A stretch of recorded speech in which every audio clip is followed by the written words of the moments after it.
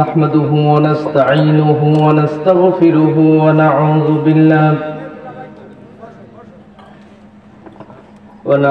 بالله من شرور أنفسنا ومن سيئات أعمالنا. من يهد الله فلا مضل له ومن يضلل فلا هادي له. نشهد أن لا إله إلا الله وحده لا شريك له، ونشهد أن سيدنا وسندنا وحبيبنا ومولانا محمدا عبده ورسوله الذي أرسله بالحق بشيرا ونذيرا وداعيا إلى الله بإذنه وسراجا وقمرا منيرا. فقد قال الله تعالى في كلامه المجيد والفرقانه الحميد. একটু প্রাণ খুলে সকলে পড়ুন।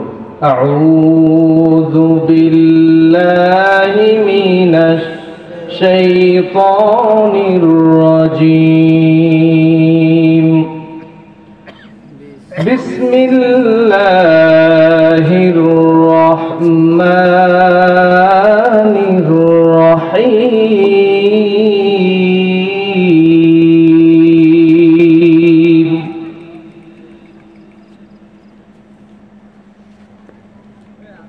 الذين آمنوا وهاجروا وجاهدوا في سبيل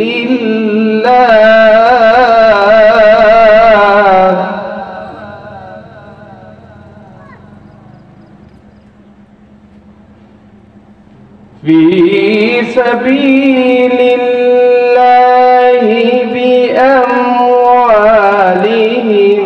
وأنفسهم أعظم درجة عند الله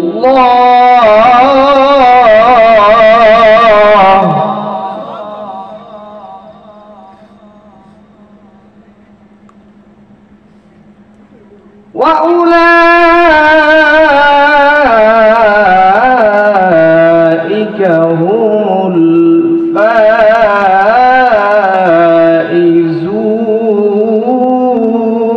الفائزون.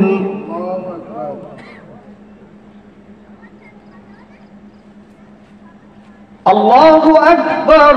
بسم الله الرحمن الرحيم.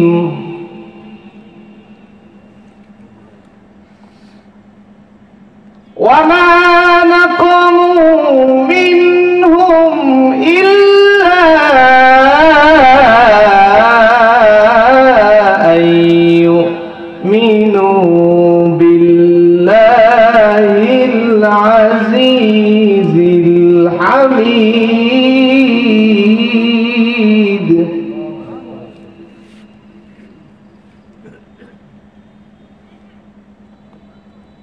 وقال تعالى في شان حبيبه مخبرا وآمرا: إن الله وملائكته يصلون على النبي يا أيها الذين آمنوا صلوا عليه وسلموا تسليما. اللهم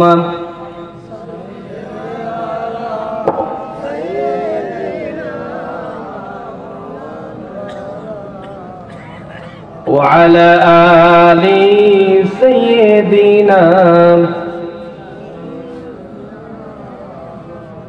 একটু মহব্বতের সাথে পড়েন আল্লাহুম্মা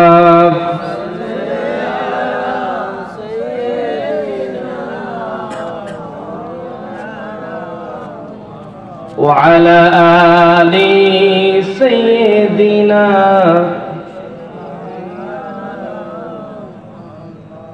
ওরা ভাবছে আমাদের করে দিবে শেষ, ভেঙে দিবে সত্যের বাহিনী। ওরা জানে না যে আমরা রক্ত দিয়ে লিখে দেই বিজয়ের কাহিনী, ঠিক কি না? ওরা ভাবছে তোমাদের শহীদ করে ভেঙে দেবে আমাদের মনোবল। ওরা জানে না যে আমরা চিরনির্ভীক আল্লাহ তাআলার সেনাদল। ওরা ভাবছে তোমাদের করে দিলে শেষ, হেরে যাবে সত্যের বাহিনী। ওরা জানে না যে তোমরা রক্ত দিয়ে লিখে দাও বিজয়ের কাহিনী।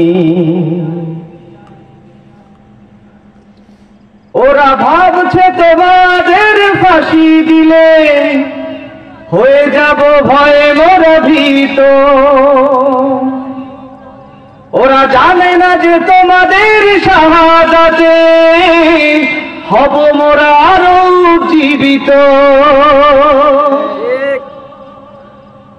ওরা ভাবছে আমাদের থামিয়ে দেবে তোমাদের নির্মম ফাঁসি।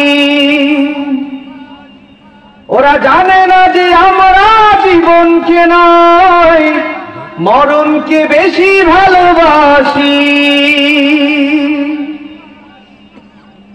তোমাদের চলার এই পথে আমরা থাকবো আমরণ অবিচল। ওরা ভাবছে তোমাদের শহীদ করে ভেঙে দেবে আমাদের মনোবল। ওরা জানে না যে আমরা চিরনির্ভীক আল্লাহ তাআলার সেনাদল, ঠিক কি না? ওরা ভাবছে তোমাদের শহীদ করে সহজেই ওরা পেয়ে যাবে পার। ওরা জানে না যে তোমাদের ভাইরা কবু দেবে না ওদের এক কিলো ছাড়।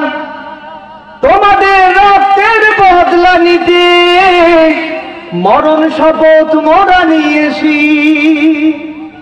ভেবো না ভাই আমরা কবু তোমাদেরকে ভুলে গিয়েছি।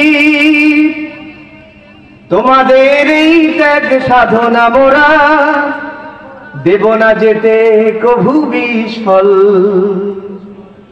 ওরা ভাবছে আমাদের করে দিবে শেষ, ভেঙে দেবে সত্যের বাহিনী। ওরা জানে না যে আমরা রক্ত দিয়ে লিখেছি বিজয়ের কাহিনী। বালাগাল উলা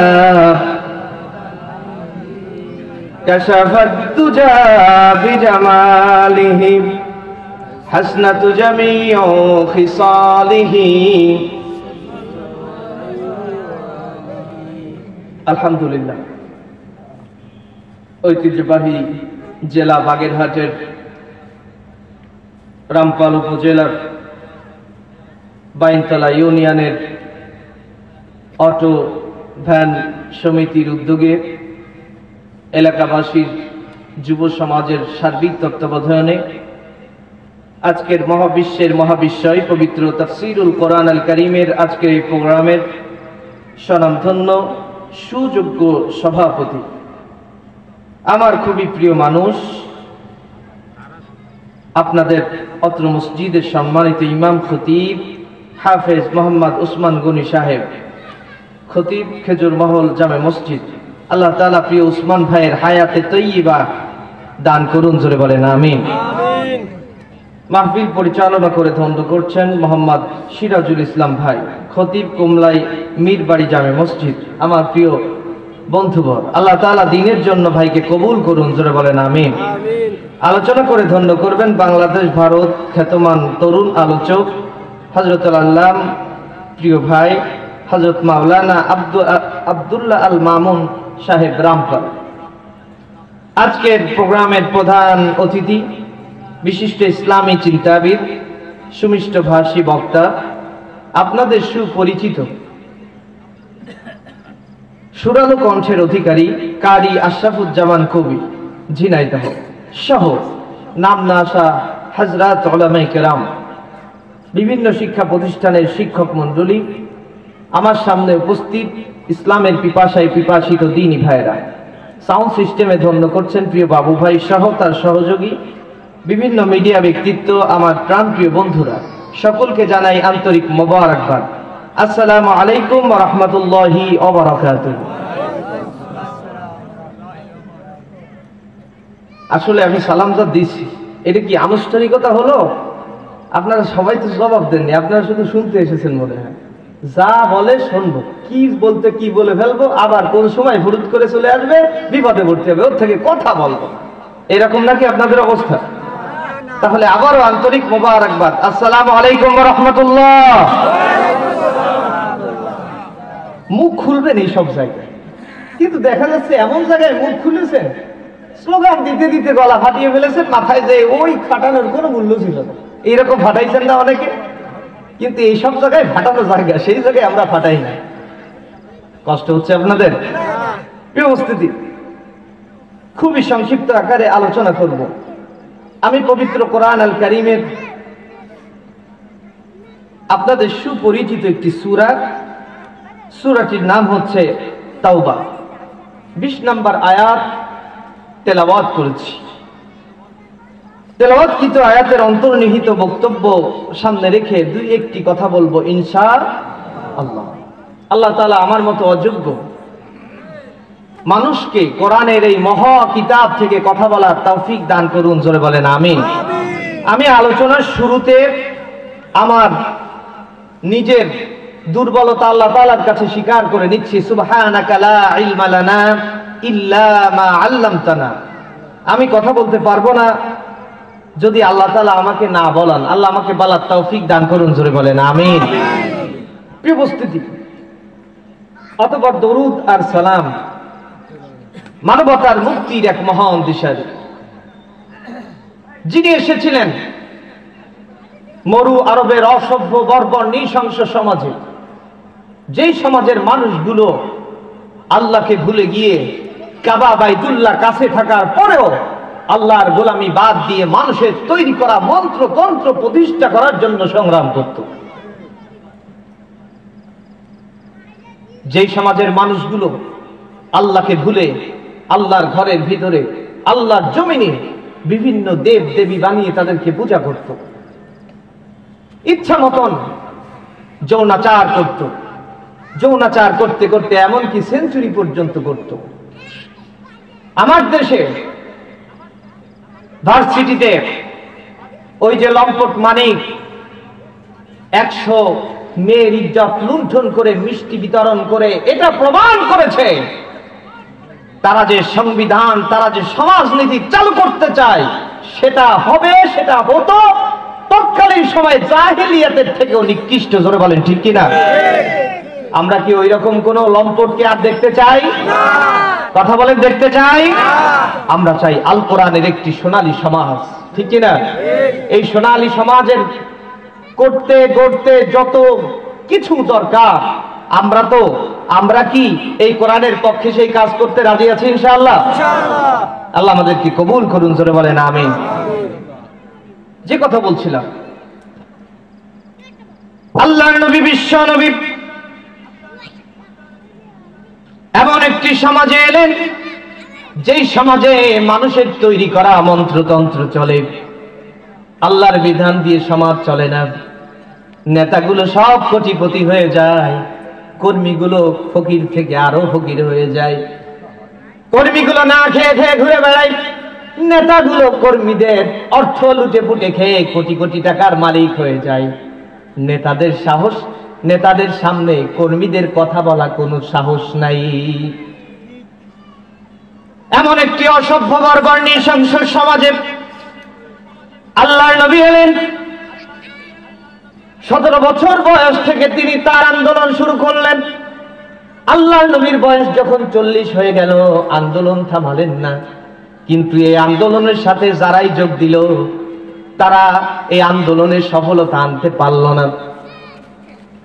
সফলতা আনতে পারল না কারণ একটাই কারণ, সেই সময় আসমান থেকে কোন কিতাব নাজিল হয়নি, সংবিধান নাজিল হয়নি বলে যতই ভালো হোক না কেন, হিলফুল ফুজুল গঠন হোক না কেন, ওই সমাজের কোন রুল রেজুলেশন নিয়মার কানুনের পরিবর্তন ঘটল না। আমার প্রাণের ভাইরা, যে কথা বলছিলাম, আল্লাহর নবী, বিশ্ব নবী রাসূল করিম সাল্লাল্লাহু আলাইহি ওয়াসাল্লাম 40 বছর বয়সে ধ্যানে মগ্ন হলেন। আল্লাহ রাব্বুল আলামিন কোরআনুল কারীম দিলেন। কোরআনুল কারীমের দাওয়াত আল্লাহর নবী ঘরে ঘরে পৌঁছে দিলেন। সুবহানাল্লাহ। যেই দিন থেকে কোরআনের দাওয়াত পৌঁছালো, সেই দিন থেকে আল্লাহর নবী, বিশ্ব নবী দাওয়াতের মিশনে যারাই ছিল দুর্বল তারাই বসলো, যারাই ছিল সবল তৎকালীন সময়ের নেতা তারা আস্তে আস্তে এটাকে মাথায় নিল না। কারণ হচ্ছে, যা করছে ও তো সাধারণ মানুষ ডাকছে, ওই মানুষে কি বা ঘটাতে পারে, কি বা হতে পারে। আমার সমাজে এমন একটি সময় ছিল, সিচুয়েশন ছিল, যেই সময়ে সাধারণ মানুষগুলো দিন প্রতিষ্ঠার আন্দোলন করত, কেউ কিছু বলতো না। কিন্তু যখন দেখলো এরা কোরআন মানে কোরআন পড়ে, কোরআন বসে, কোরআন দিয়ে জীবন গঠন করতে চাই কোরআন দিয়ে, সেই সময় এই সকল সাধারণ ভ্যান চালক ইসলামী আন্দোলন করার কর্মী হওয়ার কারণে মিথ্যা মামলা, গায়েবী মামলা খাওয়ার উপক্রম ঘটেছে। জোরে বলেন ঠিক কিনা? তার মানে হচ্ছে কি, কারণ হচ্ছে ওরা এটা টের পেয়ে গেল, ভ্যান চালায়, পেটেল ঘুরায়, আর একজন মানুষ উঠায় কালেমার দাওয়াত দেয়, দ্বীনের দাওয়াত দেয়, ইসলামী আন্দোলনের দাওয়াত দেয়। এই দাওয়াত এমন একটি সময় আসবে, ঘরে ঘরে পৌঁছে যাবে, আর আমাদের মতো নিকৃষ্টতম চরিত্রের মানুষ এই সমাজে আর নেতা হতে পারবে না। আমার প্রাণের ভাইরা, এই জন্য আল্লাহর নবী, বিশ্ব নবী রাসূল করিম সাল্লাল্লাহু আলাইহি ওয়াসাল্লাম কর্মী বাড়ালেন।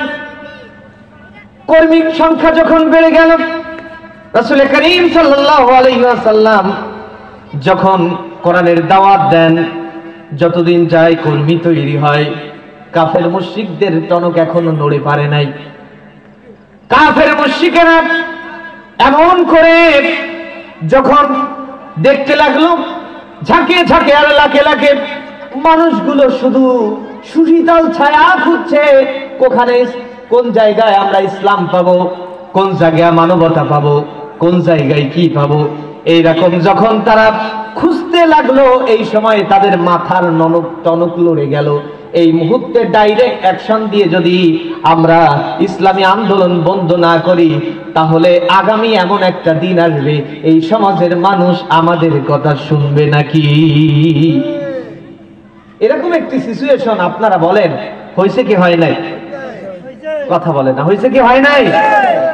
তারপরেও কি ইসলামী আন্দোলনের কর্মী কম না বেশি?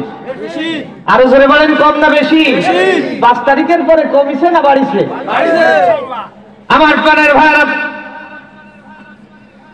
আমি যে সূরা থেকে আপনাদের সম্মুখে আয়াতে কারিমা তেলাওয়াত করেছি, এই সূরাটির নাম হচ্ছে তাওবা। আল্লাহর নবী, বিশ্ব নবী রাসূল করিম সাল্লাল্লাহু আলাইহি ওয়াসাল্লাম যখন মদিনার প্রেসিডেন্ট, আল্লাহু আকবার বলেন, আল্লাহর নবী মদিনার প্রেসিডেন্ট, মদিনা শহর চলে কোরআন দিয়ে, আল্লাহর নবীর সাথীরা কোরআনের সমাজ গড়েছেন। কিন্তু তৎকালীন সময়ে এক শ্রেণীর মানুষ তো থেকে গেল, এখনো আমাদের ভিতর এখানে যে সবাই আল্লাহর ওলি এইটা মনে করলে হবে না। অনেক মানুষ আছেন এখনো ভালোভাবে মুখ ফুটে কথা বলে না, কারণ যদি আবার ফুরুত করে চলে আসে আমাকেও কিন্তু ছাড় দেবে না। এরকম লোক আছেন না? নাই? একজন আছে। তার মানে হচ্ছে আপনি এখনো মনে করেন আপনি দ্বীনের পক্ষে কথা বলতে চাচ্ছেন না, কথা বলার সাহস রাখছেন না। কেন? যদি আবার বাতিল চলে আসে তাইলে তো আবার গলা কাটবে। কিন্তু আল্লাহ রাব্বুল আলামিন যাদের ঈমানের দাবিতে যারা দাবিদার তাদের ব্যাপারে আল্লাহ তাআলা রুল জারি করে সূরা আত-তাওবা নাযিল করে আল্লাহ তাআলা ঈমানদারদের ঈমানকে আরো পোক্ত করে দিলেন। সুবহানাল্লাহ। আর তৎকালীন সময়ে যারা মুনাফিক ছিল, কি ছিল? মুনাফিকদের চিহ্ন প্রকাশ করে দিলেন। কারণ হচ্ছে মুনাফিক দেখে কোনোদিন চেনা যায় না।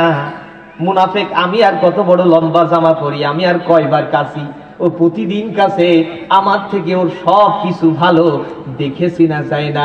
মুনাফিকের সমস্যা অন্তরে। যেহেতু ভুলে যেতে পারি মনে এসেছে তাই বলছি। মুনাফিকের হচ্ছে তিনটা হাত। কয় হাত? এক নাম্বার হচ্ছে ডান হাত, ওয়াজ একটু মুখস্থ করে যাবেন। দুই নাম্বার হচ্ছে বাম হাত। তিন নাম্বার মুনাফিক সব সময় অন্তরে প্রকাশ্যে আর একটা হাত ব্যবহার করে, সেইটা হচ্ছে অজুহাত। কয় হাত? আমরা কি এই তিন হাত নিয়ে চলবো না দুই হাত নিয়ে চলবো? আল্লাহ তৌফিক দান করুন, জোরে বলেন আমিন। আমার প্রাণের ভাইরা, আসুন মূল আলোচনায় চলে যাই। আল্লাহর নবী বিশ্ব নবীর পিছনে নামাজ পড়েন। আল্লাহর নবী বিশ্ব নবী যখন খুতবা দেন, মুনাফিকরাও সামনে থেকে বলে, ও মদিনার মানুষেরা শোনো, এই মুহূর্তে তোমাদের সামনে ভাষণ দিচ্ছেন যিনি, মুহাম্মাদুন সাইয়্যিদুল কাউনাইনি ওয়াত তাকালাইন ওয়াল ফারিকাইনি মিন আরবি ওয়া মিন আজাম, নাবিয়ুনাল আমির ওয়ান নাহিয়ু ফালা আহাদ আবার ফি কাউলি লা মিনহু ওয়ালা নাম। জোরে বলেন সুবহানাল্লাহ। মুহাম্মদ সাল্লাল্লাহু আলাইহি সাল্লাম আরব অনারব সবার নেতা আব্দুল্লাহ বিন উবাইয়ের ব্যাপারে বর্ণনা এসেছে, আল্লাহর নবী যখন খুতবা দিতেন সবাইকে থামানো যেত, কিন্তু আব্দুল্লাহ বিন উবাইয়ের কেউ থামাতে পারতো না। আব্দুল্লাহ বিন উবাই ঝেড়ে দাঁড়িয়ে যেত, রক্ত ঝরার ভাষণ দিত আর বলতো, ও মদিনাবাসী শুনে রাখো, এই মুহূর্তে তোমাদের সামনে ভাষণ দিচ্ছেন যিনি, মুহাম্মদ সাল্লাল্লাহু আলাইহি সাল্লাম আমাদের নেতা, তিনি আরো অনারবের নেতা, তিনি আল্লাহর পাঠানো পয়গম্বর। সুতরাং তোমরা যদি তার সামনে জোরে জোরে কথা বলো, আন তাহবাতা আমালুকুম, আল্লাহ তাআলা তোমাদের আমল বরবাদ করে দিবেন, কেটে দিবে। খবরদার কেউ কথা বলবে না, একদম চুপ। বলতো কে? আব্দুল্লাহ বিন উবাই। ভালোবাসা আছে না?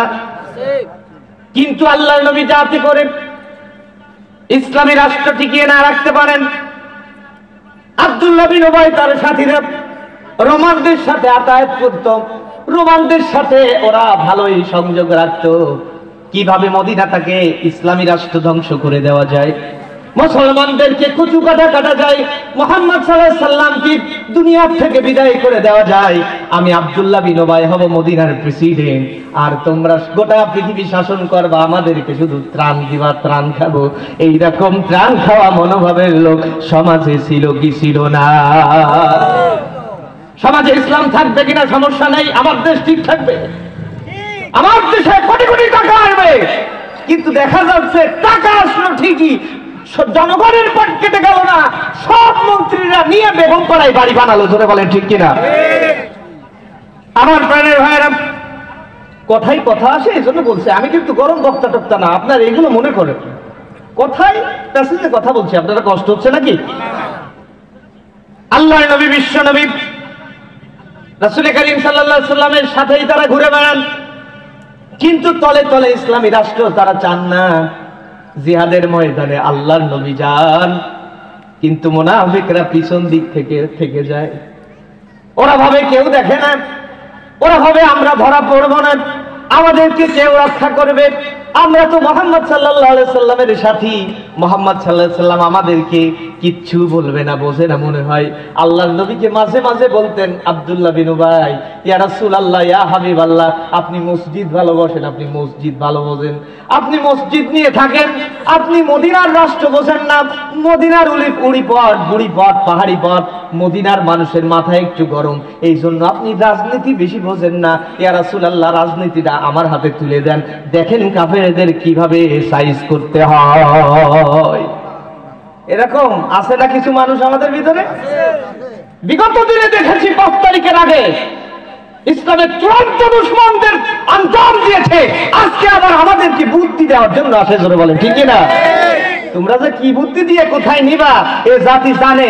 ঠেঙানিতে এখনো খাওনি, ভালো হয়ে যাও, তা না হলে সাধারণ মানুষ বুঝতে পারলে সবার ক্ষমা হতে পারে, কিন্তু মুনাফিকদের ক্ষমা হবে না। জোরে বলেন ঠিক কি না? আমার প্রাণের ভাইরা, আল্লাহর নবী, বিশ্ব নবী রাসূল করিম সাল্লাল্লাহু আলাইহি সাল্লামকে আল্লাহ রাব্বুল আলামিন জানিয়ে দিলেন, ও নবী, তুমি জিহাদের ময়দানে যাও। ওরা জিহাদের ময়দানে যেতে চায় না। তুমি ইমানের পরীক্ষার কথা বলো, পরীক্ষার সেই মাঠেই তো তাদেরকে পাওয়া যায় না। ওরা শুধু বুদ্ধিদাতা বুদ্ধি দেয় আর নিজের পকেট ভারী করতে চায়, নিজের আভিজাত্য দেখাতে চায়। ইয়া রাসূলুল্লাহ, আমি তোমাকে 5টা রুল দেব। আল্লাহু আকবার বলেন। এই 5টা রুলের ভিতরে তুমি দেখবে তোমার কোন সাথী আছে, এই সাথীরা তোমার প্রকৃত বন্ধু। আর এই 5টা রুলের ভিতরে যারা নাই, তারা তো মূলত ইসলামের পক্ষে না, এরা ইসলামের চূড়ান্ত দুশমন। সূরা আত-তাওবার 20 নম্বর আয়াত থেকে আমি 5টা রুল বের করেছি। আল্লাহ তাআলা যতদূর পারি, যেহেতু মেহমানরা আসলে আমি ছেড়ে দিব ইনশাআল্লাহ। আল্লাহ রাব্বুল আলামিন বলেন, আল্লাযীনা আমানু ওয়া হাজারু ওয়া জাহাদু ফি সাবিলিল্লাহ। আল্লাহ তাআলা বললেন আল্লাযীনা আমানু, 1 নম্বরে তারা ঈমানদার হবে। ওয়া হাজারু, তারা হিজরত করবে। ওয়া জাহাদু, তারা আল্লাহর জমিনে আল্লাহর দ্বীন প্রত্যয়দীপ্ত কাফেলার সাথী হিসেবে জিহাদ করবে। আল্লাহু আকবার। এরপরে কি করবে? বিআমওয়ালিহিম, তারা তাদের সম্পদ দ্বীনের জন্য ব্যয় করবে। এরপরে ওয়া আনফুসিহিম, তাদের জীবনটা প্রয়োজনে বিলিয়ে দেবে। এই 5টি রুলের সাথে যাদের মিলবে, ইয়া রাসূলুল্লাহ, তারা আপনার সাথী, তারা আপনার বন্ধু, ইসলামের বন্ধু। আর তাদের সাথে যাদের সাথে মিলবে না, ওরা মুখেই যা বলুক না কেন, ওদের অন্তরে ঈমান নাই। আয়াতে কারিমার শেষে আল্লাহ তাআলা বলছেন, এই 5টি কাজ যারা করবে, ওয়া উলাইকা হুমুল ফাইজুন।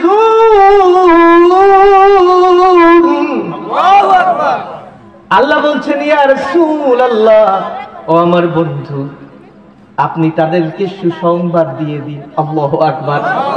এই 5টি কাজের সাথে আমার সাথীরা যারা আছো, ও দিন কায়েমের ইসলামী আন্দোলনের কর্মীরা, শুনে রাখুন, এই 5টি কাজের সাথে যদি আপনি সম্পৃক্ততা থাকে, মনে প্রাণে এই 5টি কাজ যদি বিশ্বাস করে থাকেন, ভালোবেসে থাকেন, বিশ্বাস করুন দুনিয়ার সবাই আপনাকে ছেড়ে যেতে পারে। ওয়া উলাইকা হুমুল ফাইজুন। আল্লাহর কোরআনের সূরা আত-তাওবার 20 নম্বর আয়াত আপনাকে না নিয়ে জান্নাতে যাবে না।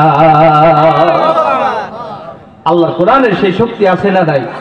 সেই স্পিরিট আছে না নাই?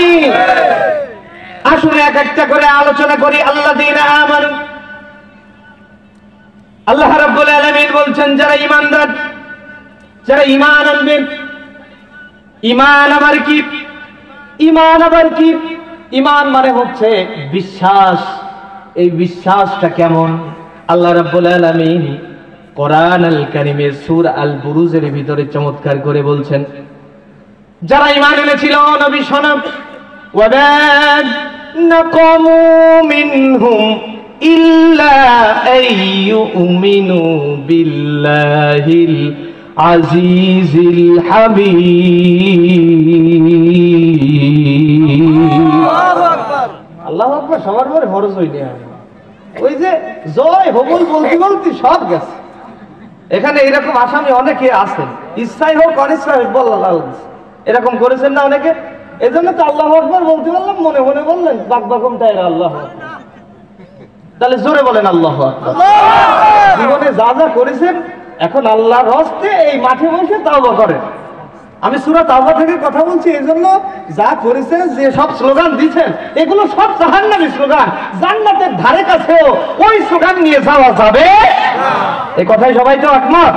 তাহলে জোরে বলেন আল্লাহু আকবার, আর জোরে বলেন আল্লাহু আকবার। আল্লাহ রাব্বুল আলামিন বলছেন, শুনুন আল্লাহর বক্তব্য। ওয়া মা নাকামু মিনহুম ইল্লা আইয়ুমিনু বিল্লাহিল আজিজিল হামিদ। ও নবী, তাদের উপর শুধু উৎপীড়ন করা হয়েছে, নির্যাতন করা হয়েছে, তাদের কোনো দোষ ছিল না। বলছেন কে? ইল্লা আইয়ুমিনু, একটাই দোষ ছিল, সেটাই ছিল তারা ঈমান এনেছিল আল্লাহর প্রতি। আমরাও তাই দেখলাম, ভ্যান চালাই, রিক্সা চালাই, সমাজে একজন খেটে খাওয়া দিন মজুদ মাঝে মাঝে কোরআন ক্লাসে গেল, আহারে চারিদিক থেকে রেড দিয়ে জঙ্গিবাদের কথা বলে তাদেরকে ধরা হলো, সঙ্গে সঙ্গে তাদেরকে জেলখানায় পাঠিয়ে দেওয়া হলো নাশকতার মামলা দিয়ে। আমরা দেখলাম সমাজের একজন ভ্যান চালক, যেই লোকটা নামাজের আজান হয়ে গেলে আর তার পিকআপ মোড়ায় না, সঙ্গে সঙ্গে মসজিদের সামনে মুসাল্লিদেরকে বলে, অর্থাৎ তার প্যাসেঞ্জারকে বলে, আমার নামাজের সময় হয়েছে, চলো ভাই আমরা নামাজে যাই। এরম ভ্যানালা আছে না নাই? আর এমন এমন মানুষ যারা খেতে খাওয়া মানুষ, খেত করে মানুষের বাড়ি কামলা দেয়, কিন্তু এমন দিন আছে যেই দিনে কোরআনের ক্লাস থাকে, বলে ভাই তুমি আমার একটু ছুটি দেবা, তোমার খেতে কাজ করি, আমার আজকে ইসলামী আন্দোলনের পড়া আছে, আমি একটু সেইখানে যাব ক্লাস করতে। আরে কপাল পড়ে গেল ক্লাসে, হঠাৎ করে নাশকতার মামলা দিয়ে চারিদিক থেকে ঘিরে ফেলা হলো। ওই সকল সোনার মানুষগুলোকে, কোরআন পড়া মানুষ, কোরআন পড়ার অপরাধে, দিন প্রতিষ্ঠার আন্দোলন করার অপরাধে তাদেরকে ধরা হলো। এমনকি যে সময় দেখলাম ওই যে কোর্টের বারান্দায় দড়ি দিয়ে চোরের মতো লাইন দিয়ে বেঁধে টেনে হিসড়ে একজন আলেমকে পর্যন্ত টেনে টেনে নিয়ে আসছে। সেই দিন এই কোরআন আল কারীমের সূরা আল বুরুজের এই আয়াত কারিমার দিকে লক্ষ্য করলে বোঝা যায়, ওমা নাকামু মিনহুম ইল্লা আইয়ুমিনু বিল্লাহিল আজিজিল হামিদ। তাদের কোনো দোষ ছিল না, তাদের কোনো অপরাধ ছিল না, অপরাধ একটাই, তারা আল্লাহর জমিনে আল্লাহর দ্বীন কায়েমের প্রত্যয়দীপ্ত সাথী হয়েছে, তারা ঈমান এনেছে।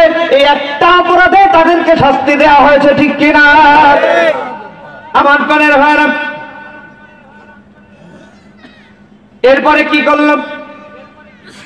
গায়েবী মামলা হয়ে গেল, নিজেই তো খেতে পারে না, কি করবে? রাত্রের বেলে ইসলামী আন্দোলন করার কারণে একজন কর্মী সন্ধ্যার পরে একটু বাড়ি আসলো। ছোট্ট 5 বছরের বাচ্চাটা আব্বুর গলা জড়িয়ে কান্দে, আব্বুরে তুমি একে নিয়ে কতদিন আমি ঘুমাই না, আজকে আমি তোমার গলা ছাড়বো না। এরকম দৃশ্য হয়েছে কি হয় না? কারণ হচ্ছে ছোট্ট বাচ্চা যারা আছে, মায়ে খুব বেশি ভালোবাসে, ঠিক আছে, কিন্তু সারাদিন আব্বা বাইরে থাকে, সন্ধ্যার পরে ওই বাচ্চাটাকে খুব বেশি আদর করে, আর মায়ের কাছে সারাদিন থাকে, কারণে অকারণে দু একটা মায়ের দেয়া লাগে, ঠিক কিনা? এই জন্য 3-4 বছরের বাচ্চারা সব থেকে বেশি আব্বার পিয়ারি হয়। কারণ হচ্ছে সবাই আমাকে মারলেও আব্বা আমারে আঘাত করে না। ছোট্ট 5 বছরের বাচ্চাটা আব্বার গলা ধরে কান্দে, আব্বু তুমি না আমাকে নিয়ে কতদিন ঘুমাও না, আজকে তোমাকে ছাড়বো না, আমাকে নিয়ে ঘুমাতে হবে। নিষ্ঠুর পিতা, ওয়ারেন্টের আসামি, দিন প্রতিষ্ঠার আন্দোলন করার কর্মী, আহারে সন্তানটাকে হাতটাকে নিষ্ঠুরের মতো ছাড়িয়ে দুই চোখের পানি ফেলতে ফেলতে এরপরে ঘর থেকে বেরিয়ে গেল। ছোট্ট শিশুটা কাঁদতে কাঁদতে ঘুমিয়ে গেল। আপনারা বলুন তো, ছোট্ট শিশু ঘুমাতে পারে? স্ত্রী কিছুক্ষণ বিরহ বেদনা নিয়ে ঘুমাতে পারে, কিন্তু যেই বাড়ি একটা বৃদ্ধ মা আছে, বৃদ্ধা পিতা আছে, এই সকল বৃদ্ধা মা কোনোদিন ঘুমাতে পারে নাকি? ওই মা সারা রাত ধরে কেঁদেছে, দুই চোখের পানি ফেলেছে, আর আল্লাহকে বলেছে, আল্লাহ আমার সন্তান ইসলামী আন্দোলন করে বলে আজকে ঘরে ঘুমাতে পারে না, আমার পোতাটা এইভাবে কাঁদলো। আল্লাহ যেই অপরাধে আমার সন্তানকে শাস্তি দিয়েছে, জালিমদেরকে তুমি দেখে নিও। মনে হয় 5 তারিখের এই কর্মসূচি ওই মায়ের চোখের পানি ছাড়া আর কিচ্ছু নয়। আমার প্রাণের ভাইরা, অসংখ্য মাজলুমের চোখের পানি। আজকে 5 তারিখে জালিমের নির্মম পতন হয়েছে, তাই ছাড়া আমাদের দেখা দৃষ্টিতে জালিমের পতন হওয়ার কথা ছিল না। আমার প্রাণের ভাইরা, ঈমান যে কথা বলছিলাম, আল্লাযীনা আমানু, আল্লাহ রাব্বুল আলামিন বলছেন ওয়াহাজারু, ইসলামী আন্দোলন করার কারণে তোমাকে হিজরত করতে হতে পারে। যারা ঘরে ঘুমাতে পারলো না, এখন তো আর বাইরে যাওয়া লাগে না। এটাই তো হিজরত মানে, হচ্ছে স্থানান্তরিত হওয়া। হিজরত মানে হচ্ছে মক্কা ছেড়ে মদিনায় যাওয়া, শুধু এইটা হিজরত নয়। ইসলামী আন্দোলন করার কারণে আপনার বসত ভিটা, আপনি যেখানে স্থায়ীভাবে থাকবেন, নির্বিঘ্নে চলাফেরা করবেন, আপনি রাস্তায় চলতে পারেননি, এটাও আপনার হিজরত, ঠিক কিনা? আপনি মরে উঠতে পারেননি দিন প্রতিষ্ঠার আন্দোলন করার কারণে, আপনার আমল নামায় আল্লাহ হিজরতের নেকি দিয়েছেন। ধরে বলে সুবহানাল্লাহ। কারণ আমি সবসময় বলে থাকি, ইসলামী আন্দোলনের কর্মীরা কোনোদিন ব্যর্থ নয়। ইসলামী আন্দোলনের কর্মীরা সফল, এরা বাঁচলেও সফল, মরলেও সফল। ইসলামী আন্দোলন, জামাত ইসলামী হোক আর ইসলামী আন্দোলন যাই হোক না কেন, দিন প্রতিষ্ঠাকারীরা কোনদিন যদি ক্ষমতায় নাও যেতে পারে, এর কর্মীরা কোনদিন ব্যর্থ নয়। এরা সফল, কারণ এরা যখন মৃত্যুবরণ করে, এরা এই স্বপ্ন নিয়ে মৃত্যুবরণ করে, আল্লাহ আমি তোমার দিন বিজয়ের একজন কর্মী। ধরে বলেন সুবহানাল্লাহ। আমার প্রাণের ভাইরা, আল্লাহর নবী বিশ্ব নবীকে হিজরত করতে হলো। রাসূল করিম সাল্লাল্লাহু আলাইহি সাল্লামের অপরাধ কি ছিল? আল্লাহর জমিনে আল্লাহর দ্বীন প্রতিষ্ঠার আন্দোলন করা। আল্লাহর নবী বিশ্ব নবী এই অপরাধকে ওরা কেন্দ্র করে বিভিন্ন ষড়যন্ত্র চক্রান্ত করলো। এরপরে দারুন নাদওয়ার অবৈধ ট্রাইব্যুনাল গঠন করলো। আমার দেশেও একটা আন্তর্জাতিক অবৈধ ট্রাইব্যুনাল গঠন হয়েছে কি হয় নাই? এখনো সেই ট্রাইব্যুনাল আছে না নাই? আন্তর্জাতিক ট্রাইব্যুনাল গঠন হয়ে গেল, আন্তর্জাতিকভাবে চাপ প্রয়োগ করে তাদেরকে ফাঁসি দেওয়া হলো। কিন্তু তারা তো দোষী ছিল না। ওয়ামা নাকামু মিনহুম ইল্লা আইয়ুমিনু, গোটা জাতি জানে যাদেরকে ফাঁসি দেওয়া হয়েছে, যাদেরকে মিথ্যা মামলায় ঢুকিয়ে মিথ্যা হামলার শিকার করিয়ে এরপরে ফাঁসি দেওয়া হয়েছে, এরা আসলে দোষী ছিল না। এদের দোষ একটাই, ইল্লা আইয়ুমিনু, আর এরা ঈমানের ছিল আল্লাহর প্রতি। এই জন্য এরা কোনদিন সবাই ক্ষমা চেয়েছে, এরা কোনদিন ক্ষমা চেয়েছে নাকি? কথা বলেন, চেয়েছে নাকি? তার মানে হচ্ছে এরা ইল্লা আইয়ুমিনু, এদের দোষ একটাই ছিল, বিল্লাহিল আজিজিল হামিদ, মহান শক্তিমান আল্লাহর প্রতি তারা ঈমান এনেছিল। জোরে বলেন সুবহানাল্লাহ। তার মানে যাদেরকে ধর্ষণের মামলা দিয়ে ফাঁসি দেওয়া হলো, আপনারা বলুন তো তারা সফল নাকি ব্যর্থ? আর জোরে বলেন, সফল না ব্যর্থ? আল্লাহ নবী বিশ্ব নবীকে দারুন নাদওয়ার অবৈধ ট্রাইব্যুনাল গঠন করে বিচার করা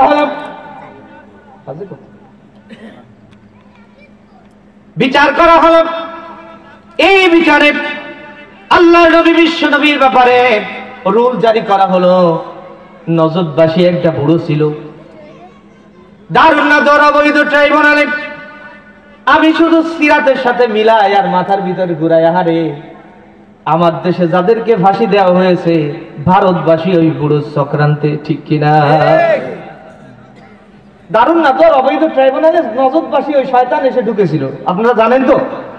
আর আমার দেশে যারা বিচারক ছিলেন, বিচারকেরা ওই যে সিনহা চলে গেল না দেশ ছেড়ে গিয়ে তিনি বললেন আমি শুধু পাঠ করেছি, এইটা ভারত থেকে আসা এক একটা কপি, যেই কপি আমি নিজের হাতে একটা সইও করিনি, শুধু সামনে এসেছে আর পাঠ করেছি। তার মানে হচ্ছে তৎকালীন সময়েও নজদি বুড়ো আর আমাদের পার্শ্ববর্তী এই নরেন্দ্র মোদী একই ধরনের কাজ করেছে, যারা বলেন ঠিক কিনা? আমার প্রাণের ভাইরা, রুল কি জারি করলো দেখুন। আল্লাহ রাব্বুল আলামিন কোরআনে বলছেন وَإِذْ يَمْكُرُ بِكَ الَّذِينَ كَفَرُوا لِيُثْبِتُوكَ। চলো আমরা মুহাম্মদ সাল্লাল্লাহু আলাইহি সাল্লামকে এই মুহূর্তে অ্যারেস্ট করে বন্দী করি। আমরাও দেখলাম, গোটা পৃথিবী দেখলো, আমার দেশে আলেম উলামা যত নির্যাতিত হয়েছে, অ্যারেস্ট হয়েছে, অন্য কোন দেশে এত বেশি আলেম উলামা নির্যাতিত হয় নাই। এরপরে 2 নম্বর রুল জারি করলো, আও ইউখরিজুকা, চলো আমরা বের করে দেই, নাগরিকত্ব ক্যান্সেল করে দেই। লাস্ট মাস কি করলো, আও ইয়াকতুলুকা, চলো আমরা হত্যা করি।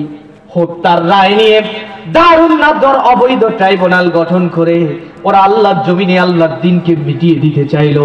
আমার দেশে আন্তর্জাতিক অপরাধ ট্রাইব্যুনাল গঠন করে আমরা দেখেছি যারা ইসলামী আন্দোলন করে, দ্বীন প্রতিষ্ঠার আন্দোলন করে, আল্লাহর কোরআন দিয়ে সমাজ চালাতে চায়, তাদেরকে ফাঁসি দেওয়া হয়েছে।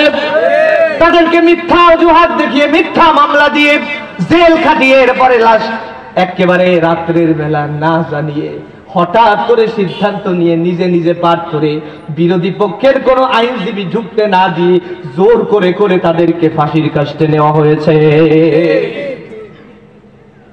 তারপরে কিন্তু তারা ব্যর্থ নয়। তারা কি ব্যর্থ? আমার কথা বলে আপনারা বুঝতেছেন, তারা কি ব্যর্থ? আব্দুল কাদের মোল্লার নাম আপনারা শুনেছেন। আব্দুল কাদের মোল্লার ব্যাপারে শফিকুল ইসলাম মাসুদ ভাই বলেছেন, আমিও সেই সময় জেলখানার ভিতরে, যেই সময় আব্দুল কাদের ভাইকে নিয়ে যায় ফাঁসির কাস্টে নেওয়ার জন্য, আমি ডাক দিলাম, আব্দুল কাদের ভাই আপনার সাথে আমার আর দেখা হবে না, একটু কথা বলতে চাই।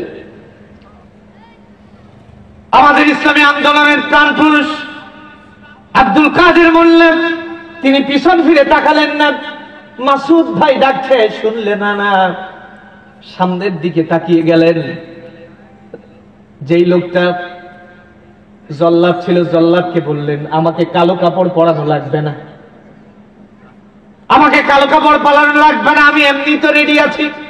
আমি সারা জীবন যে স্বপ্ন দেখেছি, শাহাদাতের মৃত্যুর স্বপ্ন, আল্লাহ রাব্বুল আলামিন আমার সেই স্বপ্ন কবুল করছেন, যারা বলেন আল্লাহু আকবার। কিন্তু দেখেছেন যিনি আমার প্রিয় মানুষ শফিক, তিনি রাজপথে অনেক সংগ্রাম করেছে। শফিক জেলারকে ডেকে বললেন, জেলার ভাই আমি একটি আমানত জীবনের শেষ মুহূর্তে তোমার কাছে দিয়ে যেতে চাই, তুমি শফিকুল ইসলাম মাসুদকে গিয়ে বলে দিও, শফিক আমাকে যেই সময় ডাক দিয়েছে, মুজাহিদেরা কখনো পিছু ফিরে তাকায় না, মুজাহিদেরা যখন সামনে যায় কাপুরেশের মতো পিছু তাকায় না, এই জন্য আমি তার সাথে কথা বলতে পারিনি, আল্লাহর হস্তে আমাকে মাফ করে দিতে বলো। কি মান তাদের, তারা কি মান নিয়েছিলেন যে কোনদিন বাতিলের সামনে মাথা নত তো দূরের কথা, ইসলামী আন্দোলনের একটি প্রিয় মানুষ ডেকেছে, পিছু ফিরে তাকালে হতে পারে যে ওখান থেকে শয়তান আমাকে ধোঁকা দেবে। জোরে বলেন আল্লাহু আকবার। আমার প্রাণের ভাইয়েরা, আল্লাহর নবী হিজরত করলেন, ওয়াহাজারু, আল্লাহর নবী হিজরত করলেন, সওয়ার পর্বতের গুহায় ঢুকে গেলেন। সকাল হয়ে গেল, কাফেরেরা চলে আসলো। আল্লাহর নবী বিশ্ব নবী রাসূল করিম সাল্লাল্লাহু আলাইহি ওয়াসাল্লাম সঙ্গী আবু বকর রাদিয়াল্লাহু তাআলা কে ডেকে বললেন, আবু বকর রে, পাহাড়িয়া উড়ি পথ, গুড়ি পথ, পাথরের ধারালো পথ পাড়ি দিয়েছি, আমার পায়ে বড় যন্ত্রণা করে, তোমার উল্টা দাও, আমি একটু ঘুমাই। আল্লাহর নবী বিশ্রাম করছেন, হঠাৎ করে হযরতে আবু বকর শুনতে পেলেন বাইরে যারা কাফের তারা একজন বলে আছে আর একজন বলে নাই। আবু বকরের কাম সারা নিজের জন্য না। হযরতে আবু বকর চিন্তা করছেন, এই মুহূর্তে যদি কাফের মুশরিকেরা গুহায় ঢুকে পড়ে, আমি আবু বকরকে টুকরা টুকরা করবে, তাতে আমার কোনো সমস্যা নাই, কিন্তু আল্লাহর নবীকে যদি একটা আঘাত করে আমি আবু বকর সইতে পারবো না। হযরতে আবু বকর দুই চোখের পানি ফেলে ফুফাই ফুফাই কাঁদছেন আর বলছেন, আল্লাহ রক্ষা করো। আল্লাহর নবী বিশ্বনবী ঘুমিয়েছিলেন, হযরতে আবু বকরের চোখের পানি পড়লো যখন আল্লাহর নবীর হুঁশ এলো, তাকিয়ে দেখেন সাথী কান্দে। আল্লাহর নবী বিশ্বনবীর প্রতি ওহী নাযিল হলো। আল্লাহ তাআলা বললেন, সানিসনাইনি ইয হুমা ফিল গাদ ইয ইয়াকুলু লিসাহিবিহি লা তাহজান ইন্নাল্লাহা মা'ানা। বিশ্বনবী ওই সময় হাসলেন, আল্লাহু আকবার বলেন। কাফেররা মুখে দাঁড়ানো, আল্লাহর নবী হেসে দিয়ে বললেন, ও আমার সাথী, আল্লাহ আমাকে সান্ত্বনা পাঠিয়েছেন, তোমার সাথীকে বলে দাও, ও আমার সাথী, তুমি ভয় পেও না, লা তাহজান, চিন্তা করো না, এখানে তুমি আর আমি দুইজন নয়, আমাদের সাথে আরো একজন আছেন। তিনি কে? আর জোরে বলেন কে? আমাদের কথাগুলো এমনি করে কোনোদিন মুছে দিতে ওরা কেউ পারেনি, ঠিক কিনা? কোরআনের কথা মোরা বলেই যাব, দিন প্রতিষ্ঠা মোরা করেই যাব, ঠিক কিনা? বাতুলের হুঙ্কারে ভয় পাবো না কোনোদিন, আমাদের কথাগুলো এমনি করে কোনোদিন মুছে দিতে ওরা কেউ পারেনি। বুলেটের আঘাতে ঝরে গেল কত প্রাণ, কত মন, কত স্বপ্ন, কোরআনের কথাগুলো সম্মুখে এইভাবে বলছি আরো বলবো, ঠিক না? আল্লাহর জমিনে আল্লাহর দিন কায়েম হবে না যতদিন, আমাদের কথাগুলো এমনি করে কোনোদিন মুছে দিতে ওরা কেউ পারেনি। পারবে নাকি? আর জোরে বলেন, পারবে? বিশ্বাস করুন, যারা ইসলামে আন্দোলন করার 5 তারিখের পরে সিদ্ধান্ত নিয়েছেন, আল্লাহ যা করি করি, এবার থেকে ইসলামে আন্দোলন করে, এরকম আছেন না অনেকে? তাদের ব্যাপারে বলছি শুনুন। যারা ভেবেছেন এতদিন সময় খারাপ ছিল, এখন সময় ভালো, ইসলামী আন্দোলন করতে গেলে সামনে পাবো আলো, আসলে আপনি ভুলে স্বর্গে বসবাস করছেন। আল্লাহ রাব্বুল আলামিন বলছেন, নবী শোনো, ওয়া নাকামু মিনহুম ইল্লা আইয়ুমিনু বিল্লাহিল আজিজিল হামিদ। তাদের কোন দোষ ছিল না, তাদের দোষ একটাই, ইল্লা আইয়ুমিনু, তারা ঈমানের ছিল আল্লাহর প্রতি। তার মানে আপনি যদি এখন ইসলামী আন্দোলন করেন, আপনার ঈমান আনতে হবে কার প্রতি? তাহলে ঈমান যদি আল্লাহর প্রতি আনেন, তাহলে অবস্থা কি হবে? আল্লাহ তাআলা বলছেন, আহাসিবান নাসু আইয়ুতরাকু আইয়াকুলু আমান্না ওয়া হুম লা ইফতানুন। মানুষেরা মনে করেছে নাকি এমনি এমনি তোমাদেরকে ছাড় দেওয়া হবে, অহুম লা ইফতানুন, তোমাদের পরীক্ষা করা হবে না? কথা কার? তার মানে হচ্ছে যারা দিন প্রতিষ্ঠার আন্দোলন করতে চান, তাদের পরীক্ষা দিতে হবে, এই মন মানসিকতা নিয়ে আসতে হবে। পারবেন তো ইনশাআল্লাহ? আর যদি আপনি ভাবেন সময় যাক, আজকে বড় ভালো, আজকে থাকি, বেশি কথা বলি না, এই তো যদি চলে আসে তাইলে কই যাব, এরকম কিছু লোক আছেন না নাই? আপনারা বলুন তো, আপনি যা করেন না কেন আপনার কিচ্ছু করা হচ্ছে না, কারণ আব্দুল্লাহ বিন উবাই কিন্তু কিয়ামতের দিন শেষ হয়ে যাবে না। আপনি যদি নামাজ পড়ে রোজা রেখে আল্লাহর জমিনে আল্লাহর দ্বীন কায়েমের প্রত্যয়দীপ্ত শপথ গ্রহণ না করে আপনি নামাজ রোজা দিয়ে জান্নাত পেতে যান, আব্দুল্লাহ বিন উবাই আপনার জামা টেনে ধরবে, বলবে তোর থেকে বড় আলেম আমি ছিলাম, তোর থেকে বড় নামাজি আমি ছিলাম, আমি শুধু দিন প্রতিষ্ঠার আন্দোলন মন দিয়ে করিনি, তুইও তাই করেছিস, ঠিক কিনা? সুতরাং মন দিয়ে করার দরকার আছে না নাই? আরো যারা বলেন আছে না নাই? আল্লাহ রাব্বুল আলামিন বলছেন শুনুন,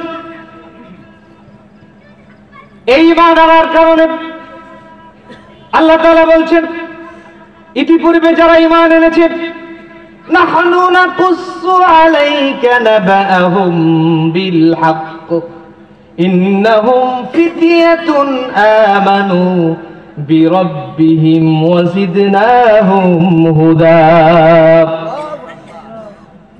যারা নতুন করে এসেছেন তাদের জন্য বলছি, আল্লাহ রাব্বুল আলামিন বলছেন শুনুন, হে নবী তাদের বৃত্তান্ত তোমার কাছে বর্ণনা করছি। যারা ছিল কয়েকজন যুবক বাদশা দাকিয়ানুস, তাদের উপরে মূর্তি চাপিয়ে দিল, আল্লাহর দ্রোহিতা চাপিয়ে দিল, আল্লাহর জমিনে আল্লাহর দ্বীন কায়েমের কাজ করতে পারবা না, এক আল্লাহর প্রতি তোমরা ঈমান আনতে পারবা না, দেবদেবীর পূজা করতে হবে বাধ্যতামূলক। বিশাল আগুন জ্বালালো, যে ইসলামী আন্দোলন করবে, দিন প্রতিষ্ঠার আন্দোলন করবে, তাকেই ওই আগুনের ভিতর ফেলা হবে।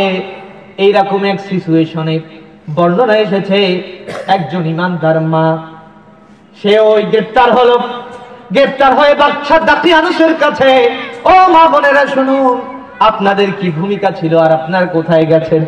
আপনার সন্তান আজকে ইসলামী বিদ্বেষী দল করে, আপনি একটাবার বলেন না বাবারে ইসলামী আন্দোলন কর, যদি তুই শহীদ হয়ে যাস আমি পরিচয় দিতে চাই আমি শহীদের মা। আজকে এরকম মা নেই বলে আজকে টেন্ডার পাস হয়, চাঁদাবাজ হয়, গাঁজা খায়, মদ খায়, ইসলামী আন্দোলনের বিরুদ্ধে লাঠি ধরে, ধরে বলেন ঠিক কিনা? আমার প্রাণের ভাইরা, বাদশা দাকিয়ানুসের দরবারে সূরা আল কাহাফটা ভালো করে পড়ে দেখবেন।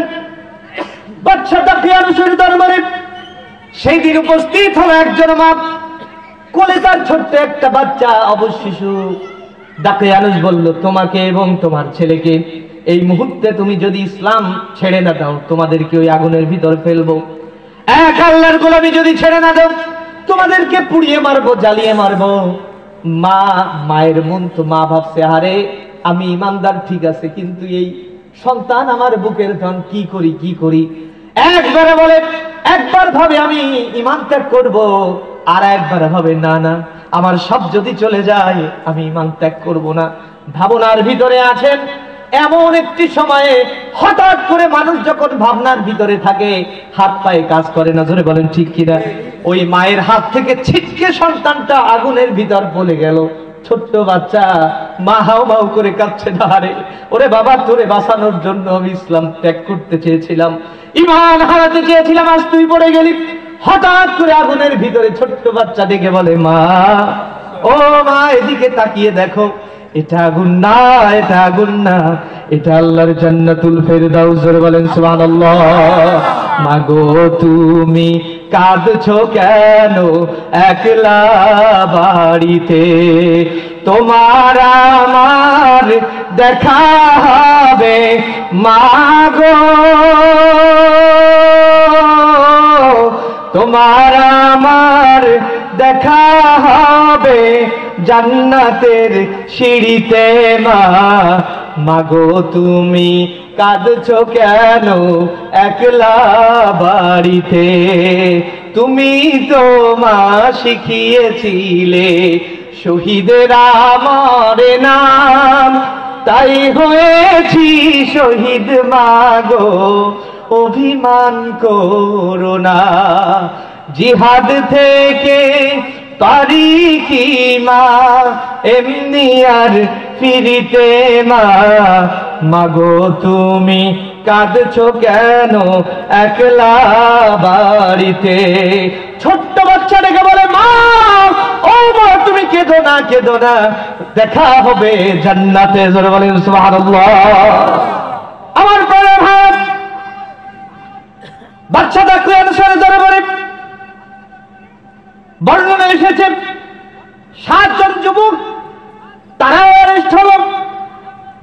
দাকিয়ানুস বলল, এই মুহূর্তে ইসলাম ত্যাগ করবে না তোরা জীবন দিবে? তোরা না যুবক, এই সমাজ তো তোমাদের হাতেই তুলে দিব।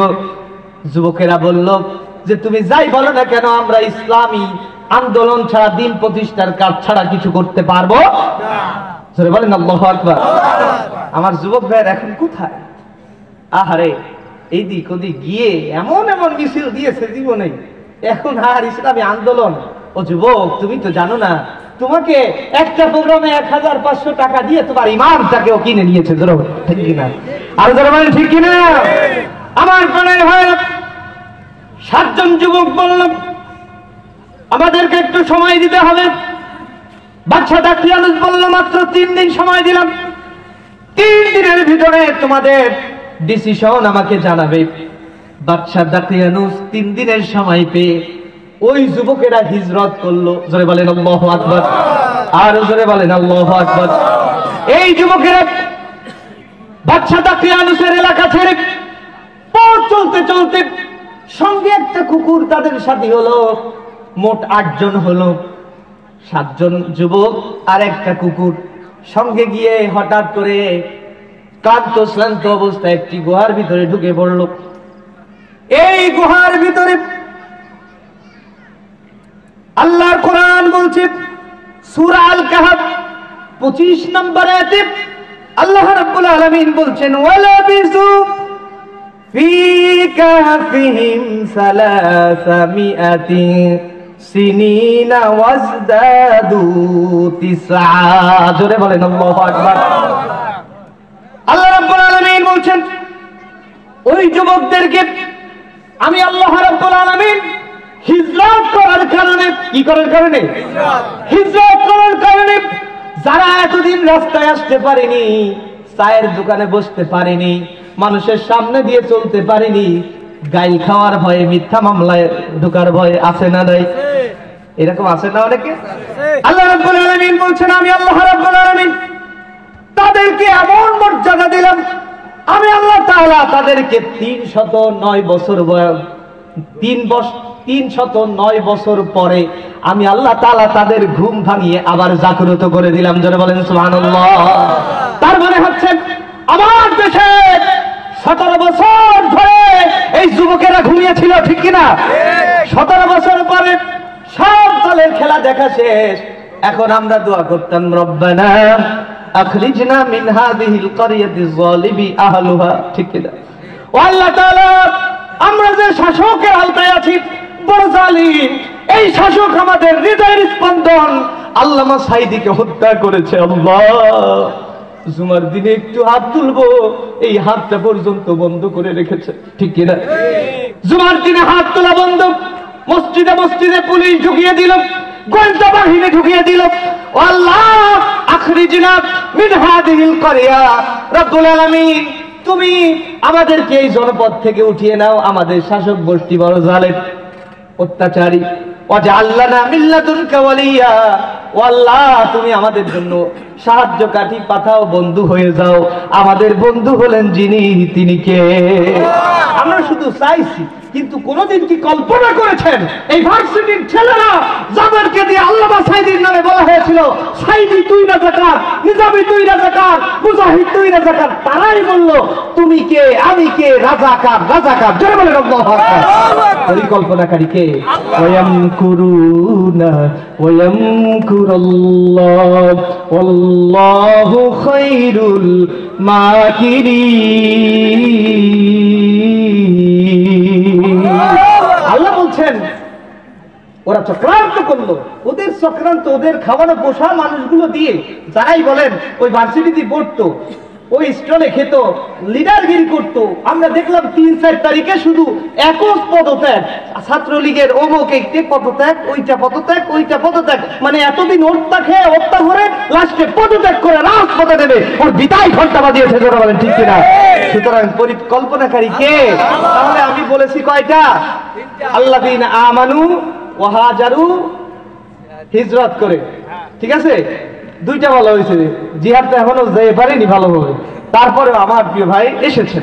এজন্য আমি এক চুল পরিমাণ আগানো যাব না, কথা বুঝতে পারতেছেন তো?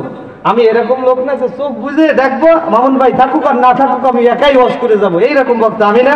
আলহামদুলিল্লাহ 2টা পয়েন্ট শেষ হয়েছে, কিছুটা হলেও আল্লাহ তাআলা আরো 3টা তো বলেছি না, এই 3টা মোট 5টা যে গুণ আছে, আমাদের গুণ অর্জন করে আমাদের এক একজন ইসলামী আন্দোলনের কর্মী হয়ে আমাদেরকে এক একজন জান্নাতি মানুষ হতে হবে, ঠিক কিনা? ইসলামী আন্দোলন জামাত ইসলাম ক্ষমতায় আসলো কিন্তু আমরা জান্নাত পেলাম না। ওই জামাত ইসলামের কোনো দাম আছে? আরে কথা বলেন না কেন, দাম আছে। কিন্তু যদি 100 বছরের ক্ষমতায় না আসে একজন ইসলামী আন্দোলনের কর্মী সফল, কারণ যে আমরা যখন মারা যাই এই স্বপ্ন লালন করে মারা যায়, আল্লাহ আমি দিন প্রতিষ্ঠার আন্দোলনের কর্মী। আল্লাহ তাআলা জানো এই যে আমাদের মনের বাসনা কামনা আমাদের কাছে আল্লাহর কাছে আমাদের চাওয়া, আল্লাহ জানো অতি দ্রুত ইসলামী আন্দোলন দিন প্রতিষ্ঠার আন্দোলনকে বিজয় করে আল্লাহর কোরআনের একটি নতুন সমাজ গড়ার তৌফিক দান করেন। জোরে বলেন আমিন, আরো জোরে বলেন আমিন। হাযা মা ইলমু ইনদাল্লাহ আলাইহি তাওয়াক্কালতু ওয়া ইলাইহি উনীব। আসসালামু আলাইকুম ওয়া রাহমাতুল্লাহি ওয়া বারাকাতুহু।